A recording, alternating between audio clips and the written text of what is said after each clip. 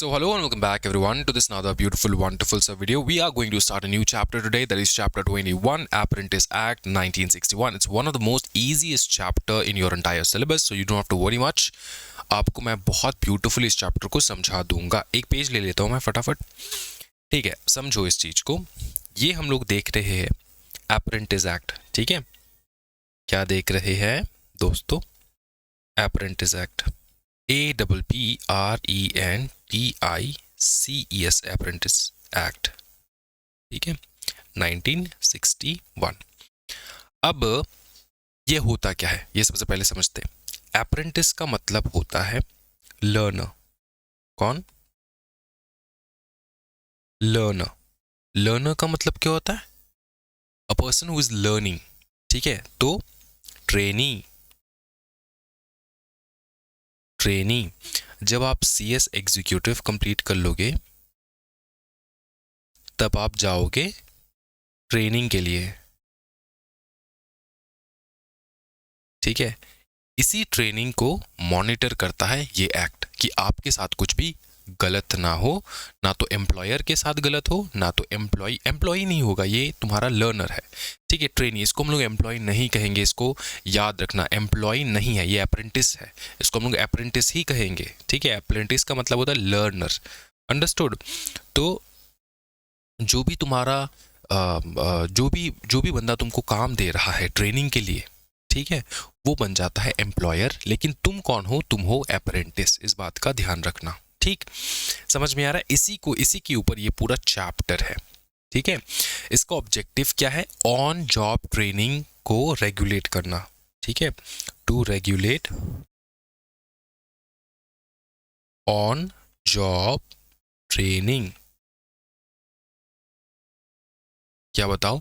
To regulate on the job training. Training simple दिमाग में याद रखना, ट्रेनिंग को रेगुलेट करता है.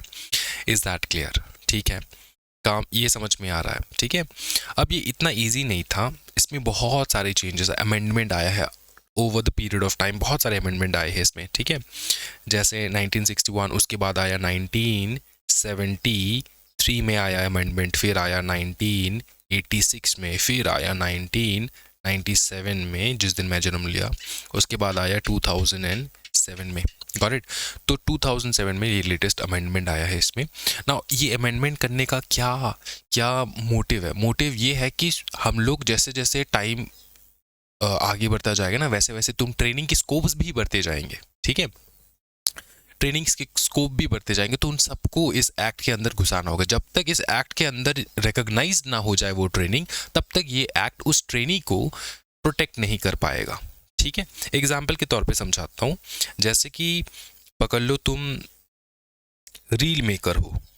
रील मेकर, तुम रील बनाते हो. ठीक है, रील बनाते हो इंस्टाग्राम में. ये क्या मतलब मजाक वाला काम है? नहीं, ये बहुत ही ज़्यादा serious and high paid job है आज के डेट पे. ठीक है, रील मेकर. लेकिन क्या ये जो रील मेकर है या फिर रील का ट्रेनिंग देना, ठीक है, क्या ये रिकॉग्नाइज्ड है? आंसर है नहीं, नॉट रिकॉग्नाइज्ड. Not recognised. ये रिकॉग्नाइज्ड ही नहीं है.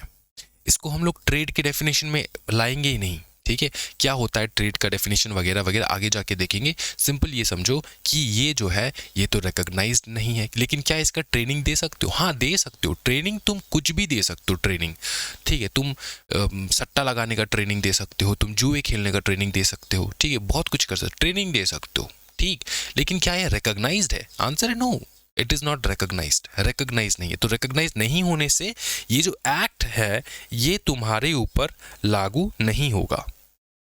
क्या ये समझ में आ रहा है? हाँ जी, क्या ये समझ में आ रहा है?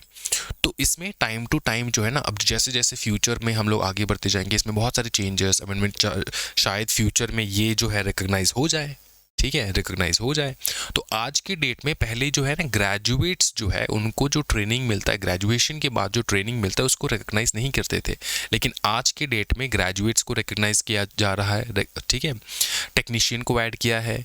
समझ में? डेफिनेशन बहुत सारे चेंजेस हुए हैं यहाँ पे. तो इसका मेन मोटिव ये है कि टाइम टू टाइम ये अमेंड होता जाएगा एंड इसका स्कोप जो है वो एक्सटेंड होता जाएगा. ठीक है, क्या ये समझ में आ रहा है? अंडरस्टूड, ठीक है, okay.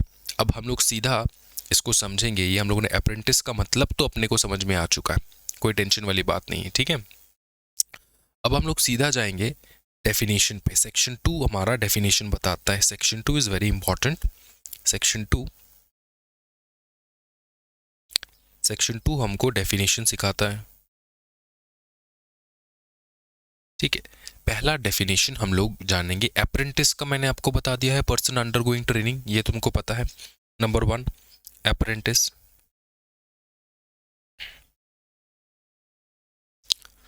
The person who is undergoing training, ठीक है।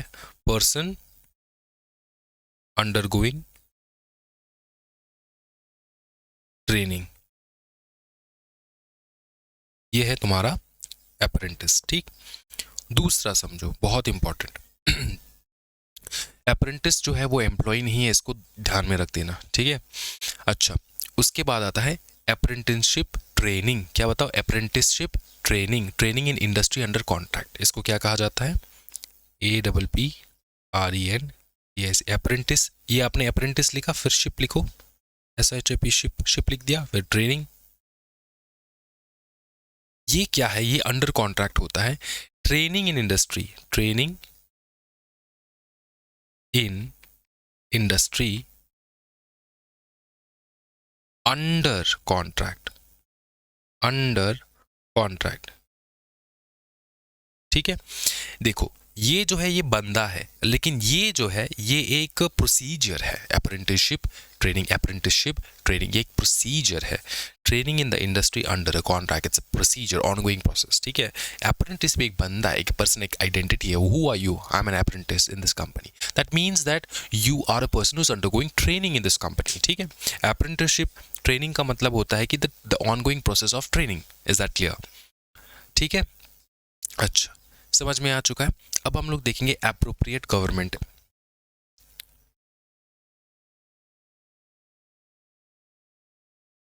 एप्रोप्रिएट गवर्नमेंट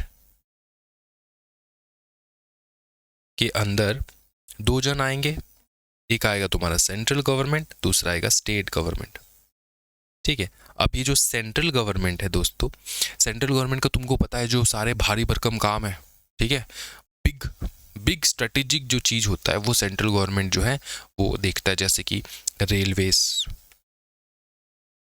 रेलवेज में अप्रेंटिस का काम, ठीक है, माइंस, ठीक है, फिर ऑयल फील्ड्स, ये हम लोगों ने प्रीवियस चैप्टर में भी देखा था। उसके बाद आता है मेजर पोर्ट्स, ठीक।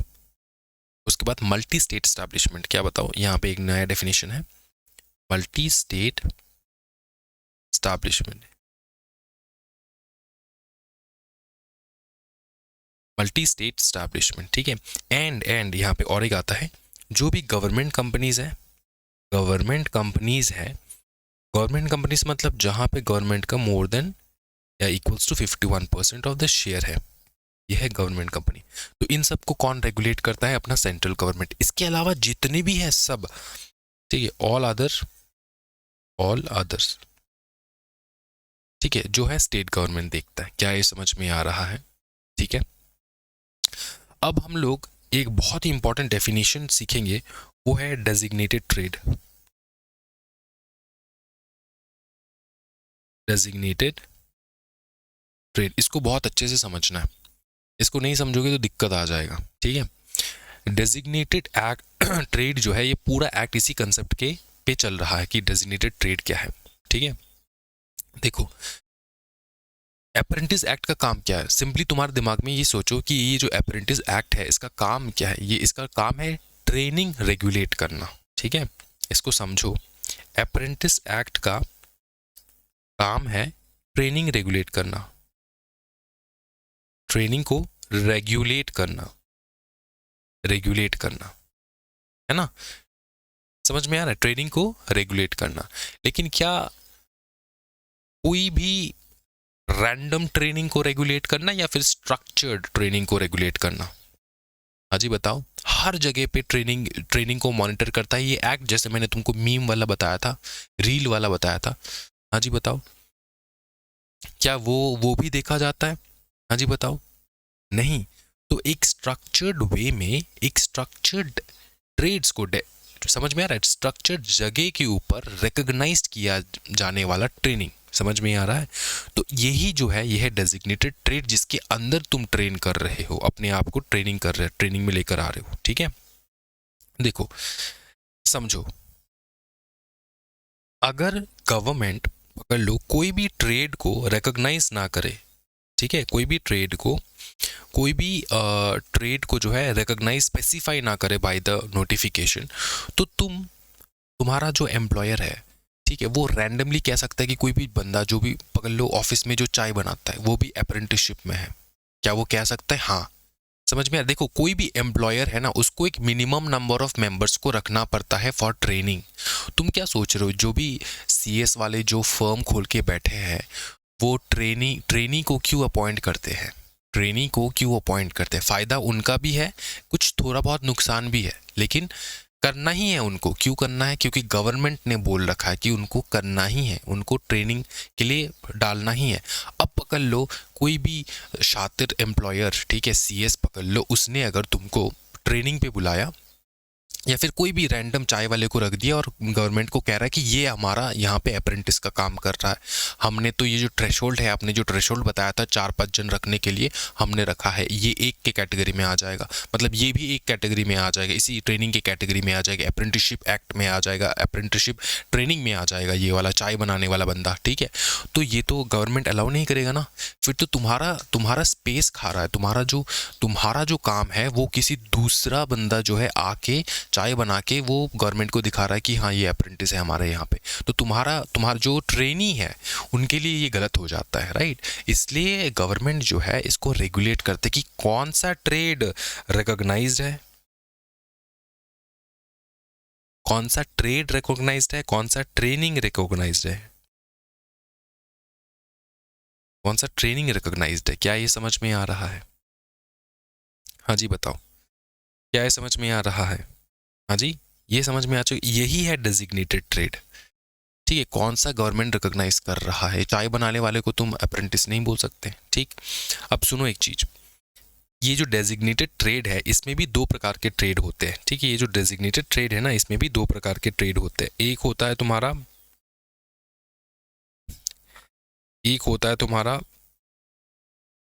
DG, DT, designated trade.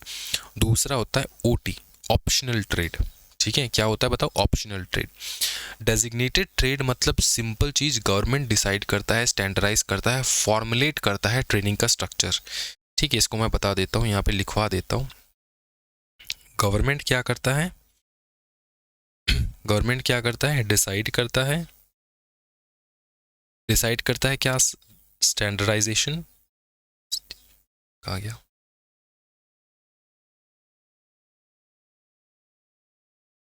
Standardised, ठीक है, standardised and formal training structure, formal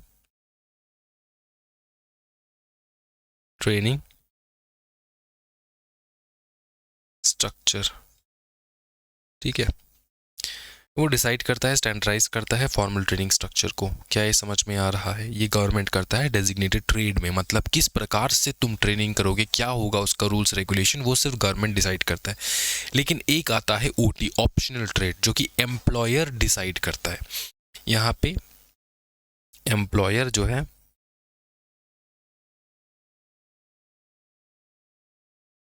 employer जो है वो डिसाइड करता है, वो क्या करता है? डिसाइड करता है कि क्या होगा ट्रेनिंग, ठीक है? फ्लेक्सिबल रहता है, फ्लेक्सिबल रहता है, न्यू एंड मॉडर्न स्किल्स को, न्यू एंड मॉडर्न स्किल्स को यहाँ पे जो है आमंत्रित मिलता है, जैसे कि कंटेंट राइटिंग, डिजिटल मार्केटिंग, ये सब। एग्जांपल लिखवा देता हूँ सो दैट तुमको समझ में आ जाए। यहाँ पे जैसे कि for example digital marketing, digital marketing, content writing, ठीक है? क्या ये रिकॉग्नाइज्ड है? आंसर है नो। लेकिन ऑप्शनल है, तुम लोग ये इन सब का भी ट्रेनिंग दे सकते हो, ठीक है, लेकिन ये हम लोग रेगुलेट नहीं करेंगे, ये तुम जानो, ठीक। और यहाँ पे जैसे कि एग्जाम्पल के तौर पर इसको अगर ले लो तुम एग्जाम्पल के तौर पर, ये कौन से ट्रेनिंग हो सकते हैं, जैसे कि एग्जाम्पल के तौर पर इलेक्ट्रिशियन का काम हो गया, ठीक है, मैकेनिक, इंडस्ट्री स्पेसिफिक हम लोग रीड कर रहे हैं ना इसको, इसलिए ये सब डेफिनेशंस तुमको देखने को मिल रहा है। फिटर का काम, ठीक है, तो ये सारे जो है ना ये रिकॉग्नाइज्ड है, इस बात का ध्यान रखना। और तुम्हारा सीएस का ट्रेनिंग भी रिकॉग्नाइज्ड है, क्या है समझ में आ रहा है, ठीक है। तो डेजिग्नेटेड ट्रेड जो है ना, ये जो डेजिग्नेटेड ट्रेड जो है ये ऑफिशियली हमेशा रिकॉग्नाइज्ड रहता है,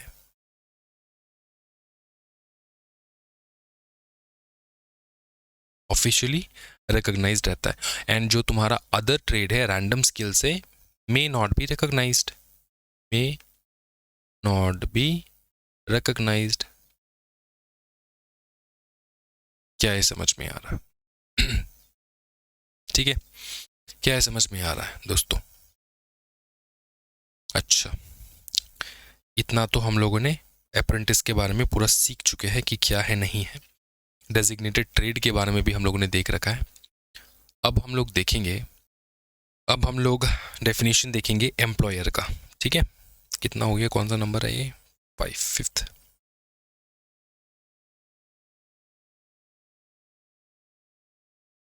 एम्प्लॉयर का डेफिनेशन अपने आप बता दो एम्प्लॉयर कौन होते, person employing people for remuneration, person employing people for remuneration, वो है एम्प्लॉयर, ठीक है। अब इसमें सिर्फ ये नहीं होता, एम्प्लॉयर के अंदर आ जाता है हमारा सुपरवाइजर भी एंड मैनेजर भी, ठीक है, समझ में आ रहा है। मतलब ऑथोरिटी चेन भी कवर हो जाता है यहाँ पे कि कौन कौन किसके पास ऑथोरिटी है देखने के लिए, क्या ये समझ में आ रहा है, इसको इंक्लूड किया जाता है एम्प्लॉयर के अंदर ही, ठीक है। अब हम लोग देखेंगे स्टैब्लिशमेंट। स्टैब्लिशमेंट आपको नया देखने को के लिए मिलेगा यहाँ पे। स्टैब्लिशमेंट में यहाँ पे कंपनी आ जाएगा, कंपनी आ जाएगा, फिर आ जाएगा आपका फैक्ट्री, ऑफिस, ये सारे आ जाएंगे। और इनके जो अगर ब्रांचेस भी होगा ना, पकड़ लो ऑफ फैक्ट्री की कोई ब्रांच है, ये इसका भी ब्रांच है फॉर एग्जांपल, ठीक है, ऑफिस का भी कोई ब्रांच है, branch branches are also covered, याद रखियो, ठीक है, ठीक है ओके। उसके बाद हम लोग देखेंगे, ये डेफिनेशन हो गया, उसके बाद एस्टैब्लिशमेंट। ऑप्शनल ट्रेड तुमको समझ में आ चुका है, ऑप्शनल ट्रेड एम्प्लॉयर डिसाइड करता है। ऑप्शनल ट्रेड का डेफिनेशन मैं दोबारा से नहीं लिखाऊंगा, ऊपर में समझा दिया आपको। ऑप्शनल ट्रेड क्या होता है, एक होता है डेजिग्नेटेड ट्रेड जो गवर्नमेंट डिसाइड करता है ना, ऑप्शनल ट्रेड जो है एम्प्लॉयर डिसाइड करते हैं कि कौन से, जैसे कि डिजिटल मार्केटिंग ट्रेनिंग, ठीक है, ये ऑप्शनल ट्रेड में आ जाता है, अंडरस्टूड, ओके। अच्छा, एक डेफिनेशन है, ये लिख लो, मतलब ऐसा मतलब बहुत ज़्यादा सीरियसली इंपॉर्टेंट नहीं है, लेकिन लिख लो। एक होता है टेक्नीशियन अप्रेंटिस, क्या बताऊं, टेक्नीशियन, इसको लिख सकते हो वोकेशनल अप्रेंटिस। ये कौन होता है, जिसके पास 2 इयर्स का वोकेशनल सर्टिफिकेट होल्डर है वो, अंडरस्टूड। इसका मतलब होता है, इसको समझो कि कोई भी इंसान जिसके पास वोकेशनल मतलब ऑन जॉब ट्रेनिंग का नॉलेज है, अंडरस्टूड, उसके पास ट्रेनिंग का नॉलेज है, मतलब उसने सीधा सीधा थियोरेटिकल नहीं पढ़ा है, लेकिन उसके पास नॉलेज है। और कितने टाइम का नॉलेज है, 2 ईयर वोकेशनल सर्टिफिकेट है उसके पास, क्या बता दो, 2 ईयर वोकेशनल सर्टिफिकेट होल्डर है, मतलब हैंड्स ऑन उसने जॉब किया है 2 साल, मतलब इस फील्ड में जो भी ट्रेनिंग के लिए वो आया है वो किया है उसने 2 साल। क्या है समझ में आ रहा है? ठीक है। अब सीधा हम लोग आ जाएंगे एक बहुत ही ब्यूटीफुल टॉपिक के ऊपर, जिसको हम लोग कहेंगे section 3 qualification for apprentice. Section 3 qualification for apprentice. क्या क्वालिफिकेशन होना चाहिए? तो नंबर मतलब तुमको अगर एज ए ट्रेनिंग करना है तो ये हम लोग सी स्पेसिफिक ट्रेनिंग के बारे में बात नहीं कर रहे, याद रखना, इन जनरल बात करें तो कोई भी बच्चा जो कि more than equals to 14 years हो वो ट्रेनिंग ज्वाइन कर सकता है। ठीक है, नॉर्मल ट्रेनिंग ज्वाइन कर सकता है। तो इसको मैं लिख देता हूँ नॉर्मल ट्रेनिंग।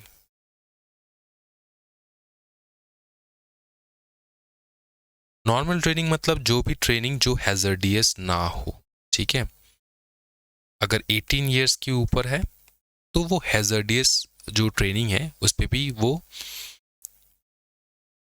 जा सकता है। 18 ईयर्स के ऊपर, 18 ईयर्स या फिर उससे ऊपर है तो हैजर्डियस ट्रेनिंग के ऊपर भी, मतलब हैजर्डियस इंडस्ट्री में भी वो ट्रेनिंग ले सकता है।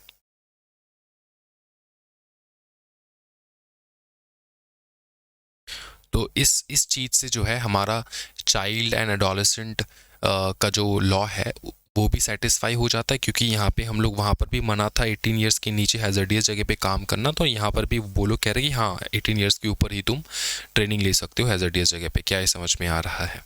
ठीक है, गॉट इट। ठीक, अब देखो स्टैंडर्ड्स क्या रहेंगे। ठीक है, कोई भी बंदा कहीं भी घुस सकता है फॉर ट्रेनिंग। स्टैंडर्ड्स क्या रहेंगे? स्टैंडर्ड्स क्या रहेंगे? कोई भी देखो, फॉर एग्जाम्पल जो भी फिजिकली हैंडीकैप लोग हैं, क्या वो फिजिकली जहाँ पे फिजिकली काम होता हो, जहाँ पे मतलब practically you have to move from one place to another, कोई भी हैंडीकैप बंदा जो है क्या वो वहाँ पे ट्रेनिंग ले सकता है? आंसर है नो, वो फिजिकली स्टेबल नहीं है, वो फिजिकली कैपेबल नहीं है। तो इसका ध्यान रखना, मतलब लॉ बना है इसलिए ये सब कुछ मेंशन करना नेसेसरी है, वरना कोई भी बंदा आके कह सकता है कि मेरा हक जो है छीना जा रहा है। तुमको हक नहीं मिल सकता क्योंकि तुम फिजिकली स्टेबल नहीं हो। फिजिकली जो है तुमको फिट कहीं पे फिजिकल, कहीं पे एजुकेशन प्लस फिटनेस दोनों चाहिए होता है। तो ये जो स्टैंडर्ड है ना, इसमें एजुकेशन प्लस फिटनेस दोनों देखा जाता है। Is that clear? Prescribe standards है इसके लिए। ठीक है, जैसे कि सीएस के ट्रेनिंग में तुम्हारा एजुकेशन चाहिए होता है, वहाँ पे ज़्यादा तुम्हारा फिटनेस का तो कोई रोल होता ही नहीं है। यहाँ पे तुमको तुम्हारा एजुकेशन देखा जाए, एग्जीक्यूटिव पास हो तो ट्रेनिंग ज्वाइन कर ले, कोई टेंशन वाली बात नहीं है। क्या ये समझ में आ रहा है? ठीक है, अब अगर मैं ओवरऑल बात करूं, जैसे कि इलेक्ट्रिशियन है उसको बेसिक एजुकेशन आना चाहिए, कौन सा पॉजिटिव कौन सा नेगेटिव, अर्थिंग वगैरह सब कुछ उसको आना चाहिए, प्लस फिजिकली फिट होना चाहिए। अगर वो फिजिकली फिट नहीं है, हैंडीकैप, तो वो काम कैसे करेगा? क्या ये समझ में आ रहा है? और ऑफिस ट्रेनिंग में लेस फिजिकल होने से भी चलेगा, लेस फिजिकली फिट होने से भी चलेगा। क्या ये समझ में आ रहा है? तो ये हमारा कहता है ये हो चुका है। अब नेक्स्ट हम लोग देखेंगे सेक्शन 4। सेक्शन 4 हमारा बात करता है contract of apprenticeship. Contract of apprenticeship, contract of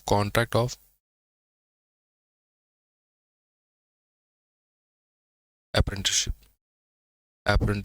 ठीक है, देखो कॉन्ट्रैक्ट करना मैंडेटरी होता है। यहाँ पे contract is number A mandatory.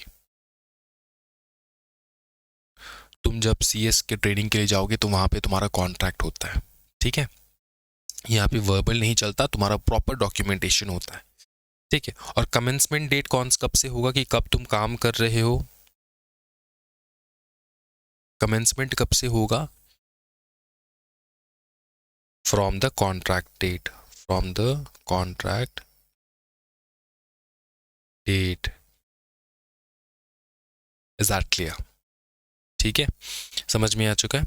अच्छा, अब जो यहाँ पे तुम कॉन्ट्रैक्ट करोगे ना, इसमें जो अग्रीमेंट होगा,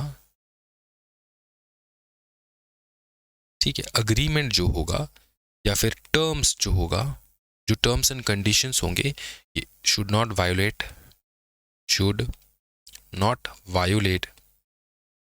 दी लॉ लिख सकते हो या फिर द एक्ट लिख सकते हो, एक्ट को वायोलेट नहीं कर सकता। ठीक है, मतलब एम्प्लॉयर कुछ भी नहीं लिखा, एम्प्लॉयर ने लिख दिया तुमको 18 घंटे काम करना ट्रेनिंग में, तो ऐसा नहीं हो सकता। ठीक है, लेकिन करवाएंगे तुमसे। तुम जब जाओगे ना ट्रेनिंग में, जब तुम अपना भला चाहते हो ना बेटा, तो जितना हो सके एक फर्म में ज्वाइन कर लेना।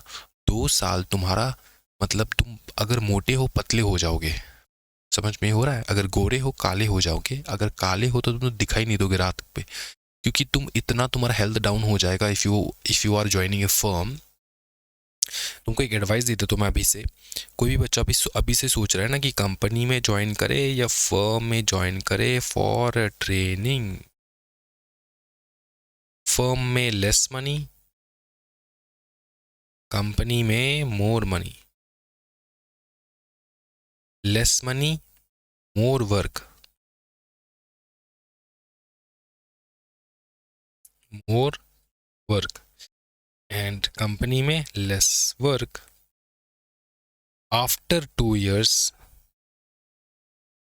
After 2 year value more less. क्यों क्यों क्यों क्यों क्यों क्यों क्यों ऐसा क्यों होता है? अगर तुम किसी भी फर्म से काम करके निकल रहे हो तो तुम्हारा वैल्यू ज़्यादा रहेगा, कंपनी से काम करके निकल रहे हो, मतलब ट्रेनिंग कंप्लीट करके निकल रहे हो, तुम्हारा वैल्यू कम रहेगा। कंपनी में काम ही नहीं होता, मैं तुमको सीधा बात बता देता हूँ। मतलब तुम अगर कोई भी बच्चा जिसने फर्म ज्वाइन ना करके सीधा कंपनी में ज्वाइन किया, तो जो भी तुमको काम मिल रहा होगा तुमको लग रहा होगा बहुत है यार, इतना काम है कंपनी में, इतना सारा काम है। बहुत सारे बच्चे कहते हैं कि बहुत सारा काम है सर कंपनी में, लेकिन इन कंपैरिजन टू फर्म वो 10% भी काम नहीं कर रहे हो तुम। और फर्म में तुम्हारा सारा दिन काम कराएंगे, रात के 8 बजे, अगर लड़के हो तो रात के 8 बजे तक भी काम कराएंगे, लड़कियों को 6 बजे तक, ठीक है 8 बजे तक भी काम करा सकते हैं फर्म में। एंड उसके बाद घर में जाने के बाद भी लैपटॉप खोला जा सकता है। इस प्रकार का तुम्हारा काम का प्रेशर रहता है इन दी फर्म।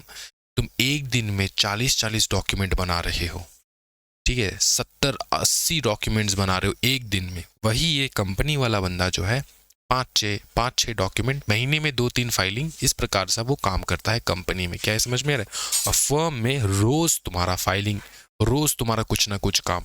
तो ये, लेकिन फर्म में मतलब अपने आप को ना, मतलब तुमको यहाँ पे क्यों घुसाना है, क्योंकि ये एकदम कंफर्टेबल इन्वायरमेंट नहीं रहता firm. Company is always a comfortable environment, लेकिन firm is never a comfortable environment.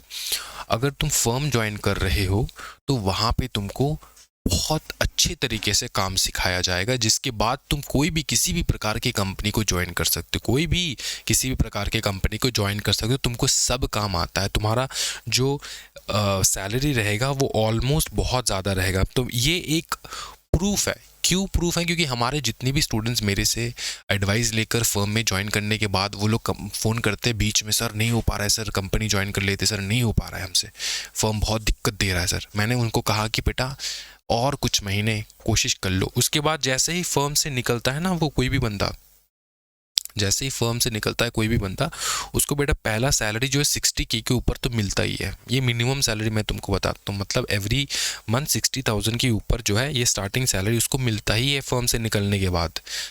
समझ में आ रहा है? ठीक है।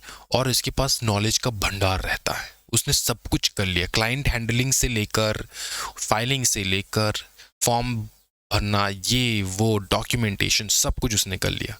क्या है समझ में आ रहा है? ठीक है। तो ये कहने का मतलब ये है कि अगर तुम फर्म में जा रहे हो तो तुमको पर्सनली तुम्हारा जो एम्प्लॉयर है वो कहेगा कि बेटा थोड़ा ज़्यादा काम कर ले, और वहाँ पे तुम कंप्लेन नहीं कर सकते। लेकिन रूल्स एंड रेगुलेशन है कि नहीं? रूल्स तो है। तुम जो भी एग्रीमेंट कर रहे हो, एग्रीमेंट में लिखा कुछ होगा और काम तुमको कुछ और कराएंगे। एग्रीमेंट में लिखाएंगे कि 6 घंटा काम करा रहे, लेकिन कराएंगे तुमको 8-9 घंटा काम। ठीक है, तो should not violet the act, इस बात को ध्यान रखना है। ठीक, ये हो गया हमारा सी। अब डी देखेंगे हम। डी में क्या है?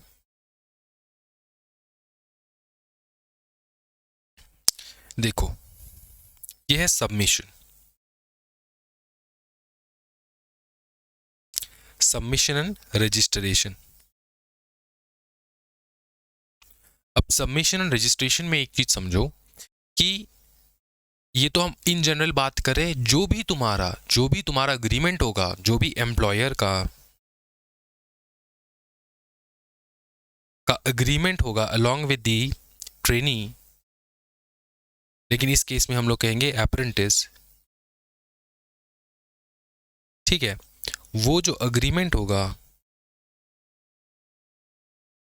ये अग्रीमेंट तुम भेजोगे, किसको भेजोगे? हाँ जी, एडवाइजर, अप्रेंटिसशिप एडवाइजर के पास। इसके पास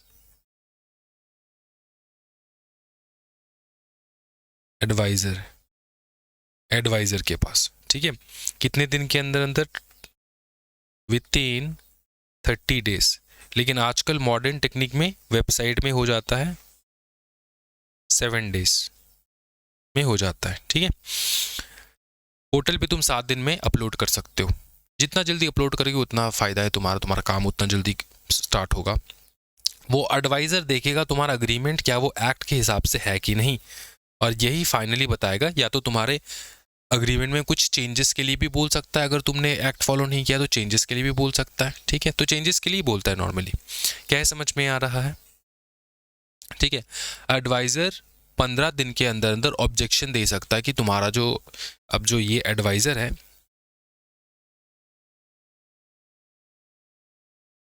ऑब्जेक्शन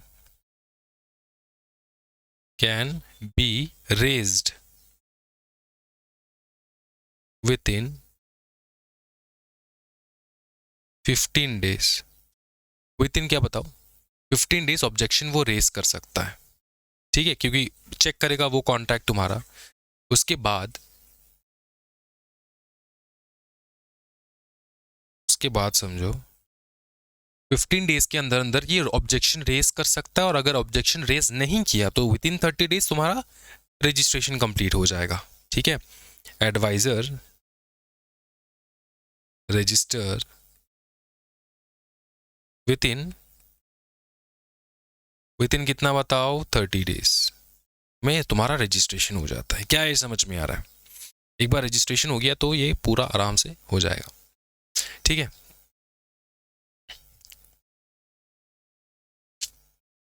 गॉट इट? अच्छा, ये हो चुका है। अब हम लोग देखेंगे सेक्शन 5 नोवेशन। नोवेशन का मतलब क्या होता है सर, बता दो। हम लोग देखेंगे section 5।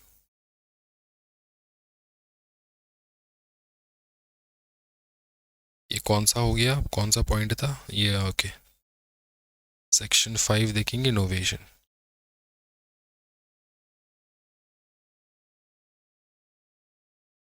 Section 5 novation.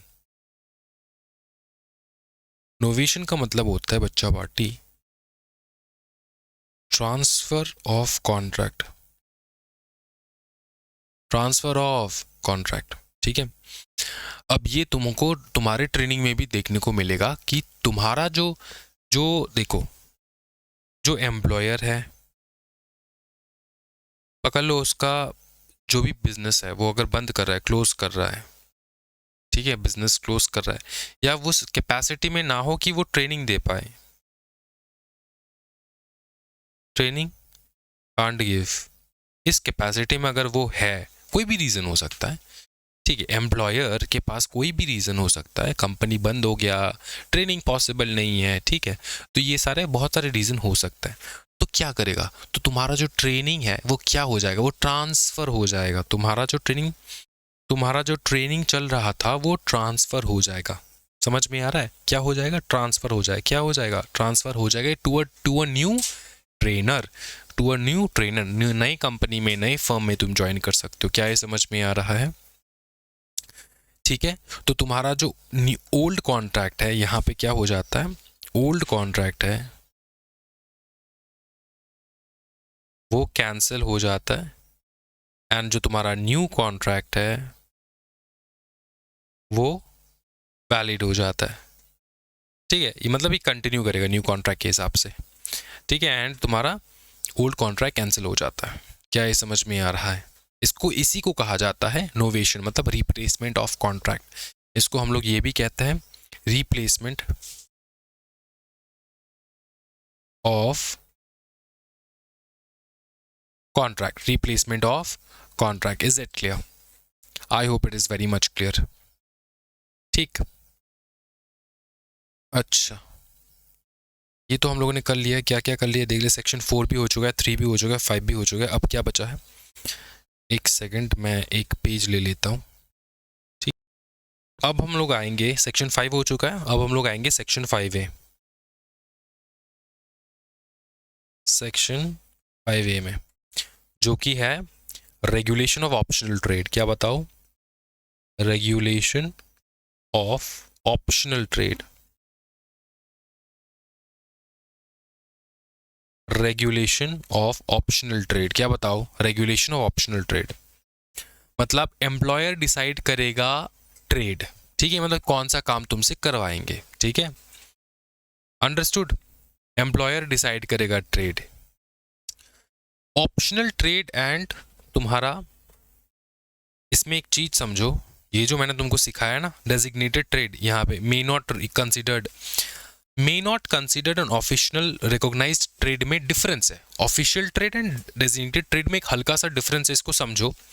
Trade recognise नहीं होगा, लेकिन ट्रेड में तुमसे क्या करवाएंगे वो रिकॉग्नाइज होगा। मतलब इसका मतलब सिंपली समझो तुम कि एम्प्लॉयर कहेगा कि I will decide the trade, I will decide the trade, I will decide the trade कहेगा एम्प्लॉयर। ठीक है, I will decide the trade. अब ट्रेड जैसे कि डिजिटल मार्केटिंग कह लो, ये मैं लिखवा देता हूं।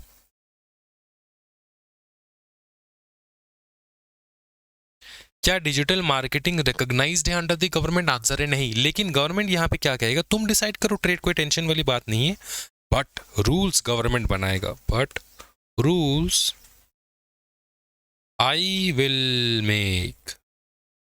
ये कौन कहेगा, ये कहेगा गवर्नमेंट।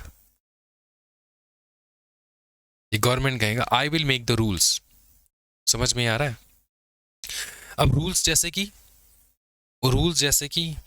जैसे कि हमारा qualification,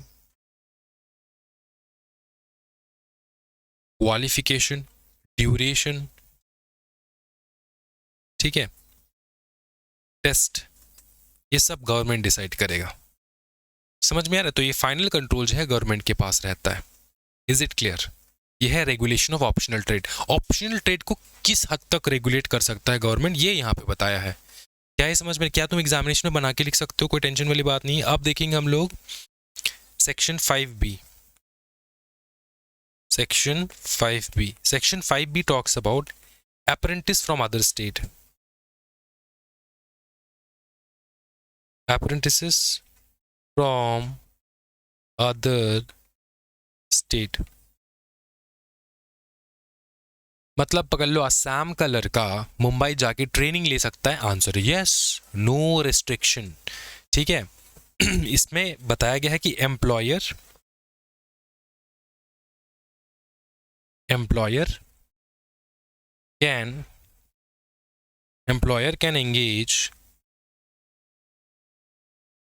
can engage apprentices from other state से एंगेज किया जा सकता है, कोई टेंशन वाली बात नहीं। जैसे कि असम के लड़का बैंगलोर में जाके या फिर मुंबई में जाके ट्रेनिंग कर रहा हो। क्या ये समझ में आ रहा है? Got it? ये हो गया तुम्हारा section 5B। Section 6 period of training. Period of training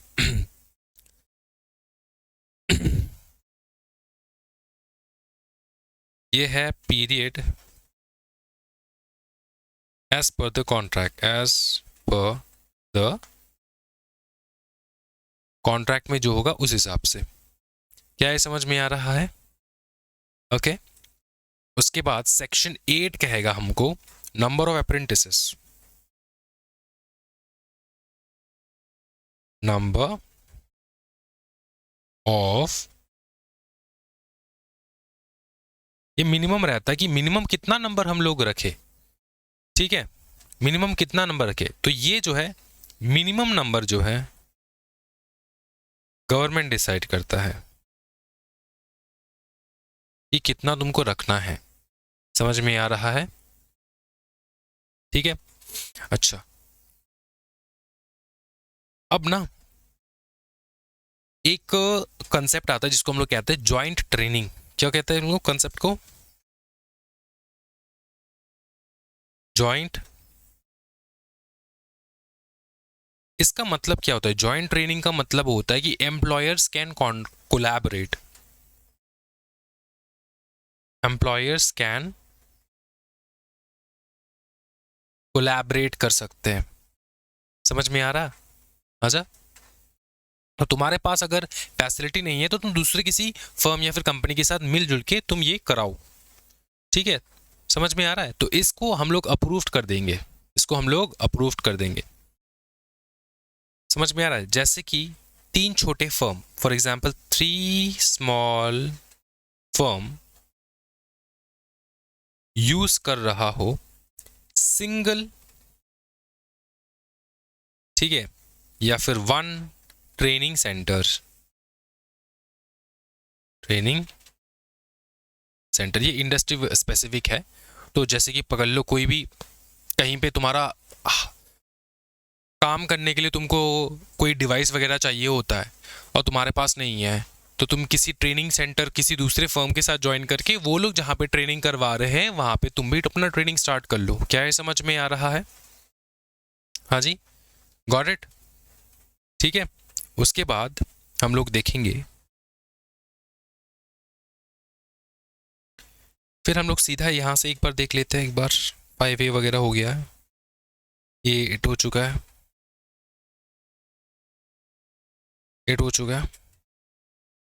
यहाँ पे मार्किंग कर लो, फटाफट करवा दे। तो employer training agreement, employer must arrange practical training in workplace, obviously practical training होगा। अब देखो एक चीज समझो, प्रैक्टिकल ट्रेनिंग इन वर्कप्लेस का मतलब क्या होता है? जब तुम CS का ट्रेनिंग के लिए भी जाओगे ना, तब तुम देखोगे कि खामखा तुमसे काम कराएंगे। मतलब कुछ ऐसा चीज है कि आज पकड़ लो उनके पास कुछ है ही नहीं तुमको देने के लिए, ठीक है? वो लोग क्या कहेंगे? बोलेंगे कि इस टॉपिक के ऊपर रिसर्च करो, हम क्वेश्चन तुमको पूछेंगे या फिर हम इसके ऊपर तुमसे डिस्कस करेंगे, इस टॉपिक के ऊपर रिसर्च करो। तो पहली बार जब स्टार्टिंग में तुम ज्वाइन करोगे ना, बहुत टाइम तुम्हारा ऐसे स्पेंड हो जाएगा, बोलेंगे टॉपिक के ऊपर रिसर्च करो, उससे कुछ होता नहीं है। लेकिन तुमको खाली इसलिए नहीं बिठा सकते क्योंकि यहाँ पे बता रखा है कि प्रैक्टिकल ट्रेनिंग तुमको करवाना ही है, तो कुछ ना कुछ तुमको काम देना ही है, तो कुछ ना कुछ तुमको काम मिलेगा। Access for apprentice advisor, advisor gets reasonable access to apprentices to test work, ensure approved training। तो ट्रेनिंग सही से हो रहा है कि नहीं वो एडवाइजर आके चेक भी कर सकता है। बेसिक ट्रेनिंग रिक्वायरमेंट क्या रहेगा? Obviously trade apprentices without institutional training must undergo basic training before work place practical training, मतलब प्रैक्टिकल ट्रेनिंग से पहले बेसिक ट्रेनिंग तुमसे करवाएंगे। उसके बाद सीधा इधर आ जाओ, सिलेबस, इक्विपमेंट, ये सब कुछ consultation with the central government होगा। उसके बाद recurring cost, basic training for trade apprentices, employer employs more than equals to 250 workers borne by the employer, employer employs less than 250 workers, equal share by employer and government। ठीक है?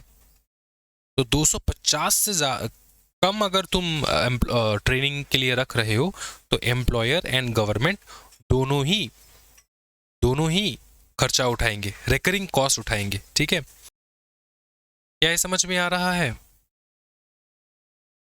Recurring cost, recurring मतलब training करने का खर्चा। अगर more than 250 employer है तो employer fully पे करेगा, अगर लेस देन 250 है तो एम्प्लॉयर प्लस गवर्नमेंट मिल के जो है एक कॉस्ट जो है वो लोग बेयर करेंगे। क्या ये समझ में आ रहा है? तो ये स्पेसिफाइड इंडस्ट्रीज में होता है, ये तुम्हारे CS वगैरह में नहीं होता, तो टेंशन ना लो। अच्छा, recurring cost borne by employer, ये तो basic training for trade and apprentices, और ये है recurring cost for graduate technician apprentices excluding stipend borne by employer, stipend equally borne by CG and employer, employer alone beyond that. ठीक है? अगर उससे ज़्यादा अगर है तो एम्प्लॉयर खुद जो है बियर करेगा।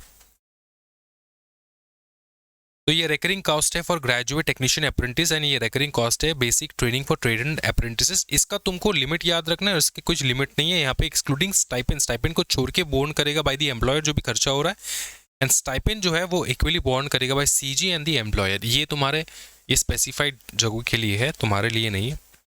ओके, उसके बाद आता है obligation of employer.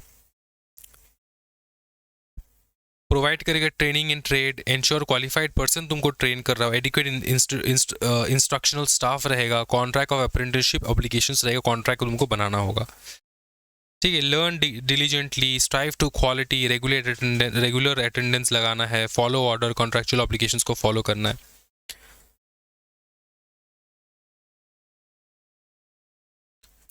Working hours training duration में तुमको पता चल जाएगा। Leave holidays, apprentice gets leave holidays observe in the establishment, जो एस्टैब्लिशमेंट में जिस प्रकार से लीव इन हॉलीडेज मिलता है वो तुमको भी इस प्रकार से लीव इन हॉलीडे मिलेगा, सिंपल चीज। Apprentice in trade, designated trade is a trainee not a worker, इस बात का ध्यान रखिए। Labour law do not apply to apprentices, worker होता तो लेबर लॉ भी अप्लाई हो जाता, लेकिन लेबर लॉ तुम्हारे ऊपर अप्लाई नहीं होगा क्योंकि वहां पे अप्रेंटिसेस है, ट्रेनी है, ना कि कोई वर्कर।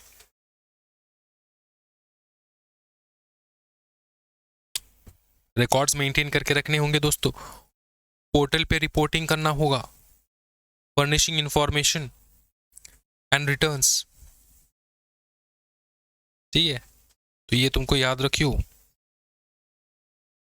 कोई भी डिस्प्यूट हो रहा है तो refer to apprenticeship advisor, advisor dispute देखेगा और अपील कर सकते हो। अगर एडवाइजर का तुमको डिसीजन अच्छा नहीं लगा तो तुम अपील कर सकते हो अप्रेंटिसशिप काउंसिल को। अप्रेंटिसशिप काउंसिल जो है 30 दिन के अंदर अंदर मीटिंग वोटिंग बुला के अच्छे से फाइनल ऑर्डर पास किया जाएगा। सर्टिफिकेट मिलेगा तुमको उसके बाद, ट्रेनिंग खत्म होने के बाद, कंक्लूजन ऑफ द ट्रेनिंग। ये है ऑथोरिटीज अंडर द एक्ट, इसको नॉर्मल रीड करना है। ऑफेंस एंड पेनल्टीज के ऊपर देखो, employer given 1 month written notice by AG officer to explain, उसके बाद penalty for failure unsatisfactory reason to 500 rupees per shortfall apprenticeship month, first 3 months then 1000 per month. अगर तुमने apprenticeship नहीं बिठाया तो इतना लगेगा, पहला 3 महीना 500 और उसके बाद 1000, जितना भी शॉर्टफॉल हो रहा है। पकड़ लो 2 तुमको बिठाना था, तुमने नहीं बिठाया तो 500 लगेगा 3 महीने, उसके बाद 1000 कोई भी अदर ऑफेंसेस है तो फाइन लग सकता है 1000 पर एवरी ऑकरेंस। अच्छा, ये कौन से अदर ऑफेंसेस है? नॉन ट्रेनिंग वर्क पे तुमको घुसा दिया, चाय लाने तुमको बोला है, तुम्हारे ट्रेनर ने बोला कि चाय लेकर आओ मेरे लिए, तो ये नॉन ट्रेनिंग वर्क है बेटा, कंप्लेंट कर दियो। ओवर टाइम नहीं करा सकते, पीस वर्क बेसिस, ठीक है, पीस वर्क बेसिस पे तुमको पेमेंट मिल रहा है। पीस वर्क मतलब वर्कर थोड़ी ना हो, पीस वर्क का मतलब होता है तुम जितना सामान बनाओगे उस पर पीस के हिसाब से तुमको पेमेंट मिलेगा, ऐसा नहीं। Engages unqualified apprentices, fail to carry out contract का टर्म्स, तो इसके ऊपर ये 1000 का लगेगा। क्या ये समझ में आ रहा है? ये एग्जाम्पशन है पूरा का पूरा for board for industrial and financial reconstruction, sick industries companies act 1985। ये पूरा डिफरेंट कंसेप्ट है, ये तुमको रिमेंबर कर सकते हो, नहीं करोगे तब भी चलेगा। इसी के साथ ये अप्रेंटिस का हम लोगों ने पूरा कंप्लीट कर रखा है, ठीक है। इसको बहुत अच्छे से कर लेना है, बहुत छोटा सा चैप्टर है, एक क्वेश्चन बन सकता है इस चैप्टर में से, ठीक है। ईजी है, पूरा ट्रेनिंग का स्ट्रक्चर तुमको समझा दिया। नेक्स्ट क्लास हम लोग ये कर लेंगे, नेक्स्ट क्लास ये लेबर 22 तो हो चुका है शायद, या फिर 22 नहीं हुआ तो 22 कंप्लीट कर लेंगे, ठीक है। 22 के साथ आई थिंक